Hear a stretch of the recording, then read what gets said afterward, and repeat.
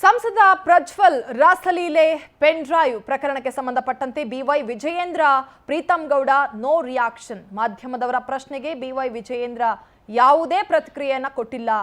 ಬೇಡ ಬಿಡಣ್ಣ ಅಂತ ತೆರಳಿದ್ದಾರೆ ಬಿಜೆಪಿ ರಾಜ್ಯಾಧ್ಯಕ್ಷ. ಮತ್ತೆ ನೀವು ಪೆನ್ ಡ್ರೈವ್ಗೆ ಬರ್ತೀರಾ ಅಂತ ಅಲ್ಲಿಂದ ಹೊರಟಿದ್ರು.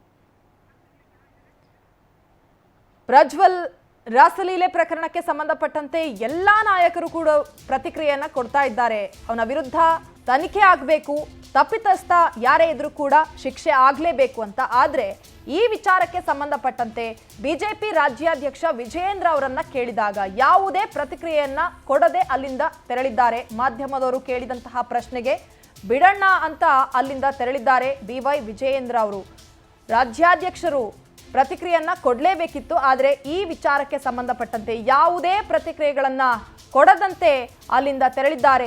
ಬಿಜೆಪಿ ರಾಜ್ಯಾಧ್ಯಕ್ಷರಾಗಿರುವಂತಹ ಬಿವೈ ವಿಜಯೇಂದ್ರ ಹಾಗೂ ಪ್ರೀತಮ್ ಗೌಡ ಕೂಡ ಇದೇ ವಿಚಾರಕ್ಕೆ ಸಂಬಂಧಪಟ್ಟಂತೆ ಮಾಧ್ಯಮದವರ ಪ್ರಶ್ನೆಗೆ ಯಾವುದೇ ಉತ್ತರವನ್ನ ಅಥವಾ ಯಾವುದೇ ಪ್ರತಿಕ್ರಿಯೆಯನ್ನ ಕೊಟ್ಟಿಲ್ಲ.